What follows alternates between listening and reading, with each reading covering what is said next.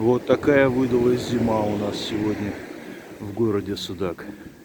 Ну, шикарно же, шикарно. Снег, ветер, метель. Дождались.